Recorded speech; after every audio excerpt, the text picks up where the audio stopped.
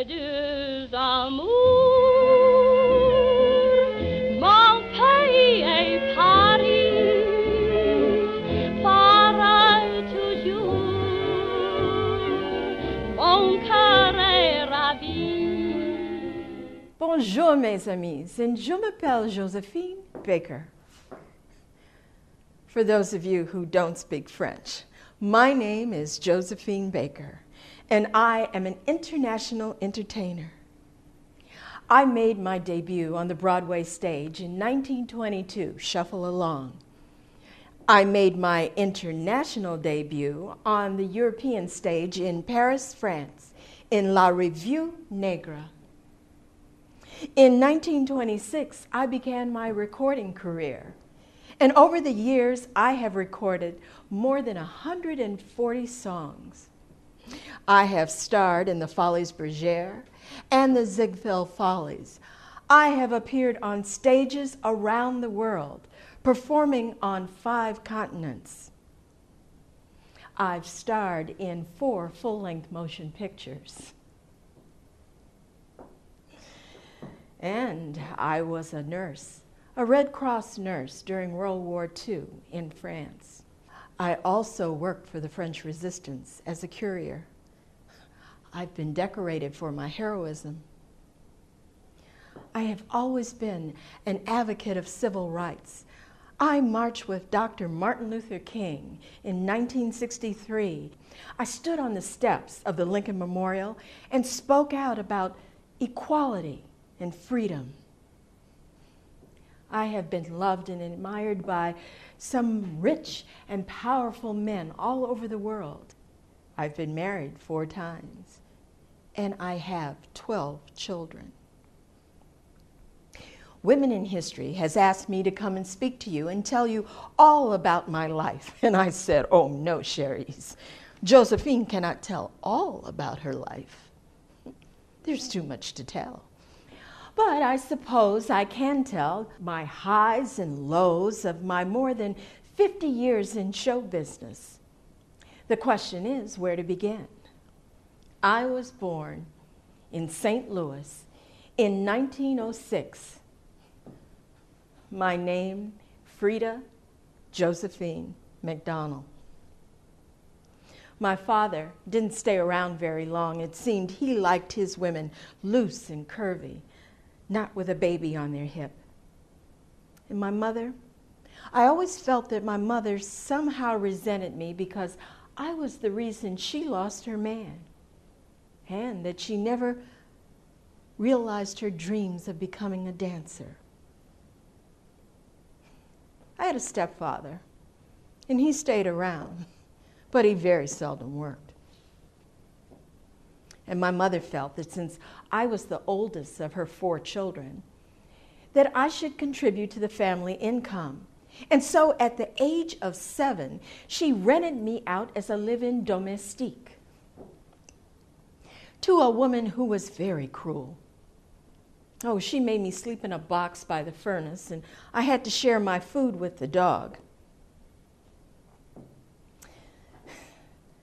The St. Louis laws said that children my age had to go to school, and she wasn't going to be one to disobey the law. And so she made sure that she got her money's worth. She would get me up before the crack of dawn so that I would take care of all of my chores before I set foot out of the house. And once, when I put too much soap in the wash, she plunged my hands into boiling hot water. My screams brought the neighbors, and they carried me off to the hospital. Now, you would think that any woman who had that happen to their child, they would embrace that child and keep them safe, but not my mother. No. As soon as my hands were healed, she sent me off to another woman. Now, this one was much nicer. She gave me good food to eat, nice clothes to wear. She even gave me time to play. I could have enjoyed staying there much longer than I did. But you see, her husband, paid too much attention to me. And then there were the nightmares. My family survived the St. Louis riots. I remember that so clearly.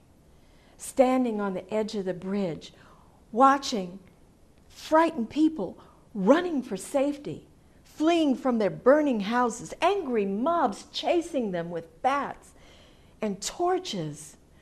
People were killed and maimed, all because of the color of their skin. Those nightmares still haunt me to this day.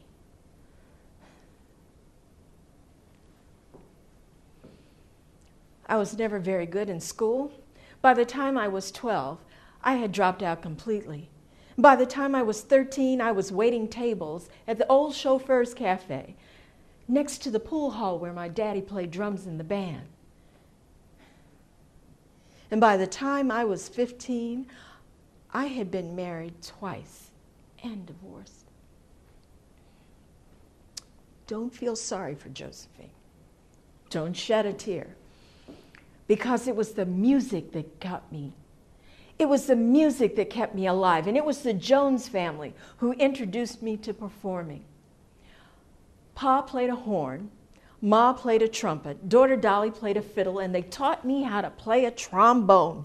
And we would perform for anyone who would listen. In pool halls and barbershops and cafes. We'd even stand on street corners and perform. I never got paid. Pa said the experience was worth $1 million. But I loved it. I loved every minute of it. And I remember the day that we were standing out in front of the Booker T. Washington Theater. Now, that was a black vaudeville house there in St. Louis. The Dixie Steppers were performing. And the stage manager came out and asked us to come out and perform on the stage. It seems that they were short an act on the bill. Well, it only took us a moment or two to think about it before we said yes. Oh, I remember walking backstage and seeing it. It was so wonderful.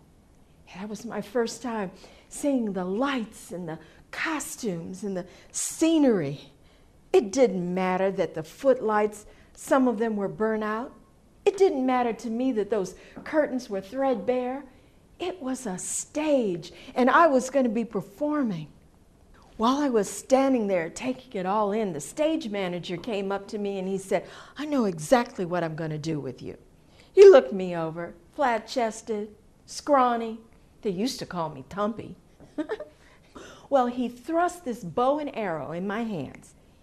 And then he tied a wire around my waist, and the next thing you know, he put these paper wings on my back. And I was hoisted up over the stage. I was supposed to be Cupid, pointing my arrow at this couple as they sang a love song. Well, wouldn't you know it? I got caught up in the wires, and they couldn't get me down. So there I was, just dangling in front of the audience. Well, the audience thought it was part of the show, and they began to laugh. They didn't realize I was stuck. Well, there I was, just dangling, and as they laughed, I do what I always do when I get nervous, and that is that I started making my crazy faces. And the audience howled. And the more they howled, the crazier my faces became. And they howled with laughter, and I was swinging and swinging. And when they finally got me down off that wire, I had a job. Now, I suppose you want to hear more of my story. You need to call Women in History. I'll be happy to come and tell you all about my life. Or maybe not. I might want to write a book. Au revoir, mon chéris. Ces deux amours t'ont fait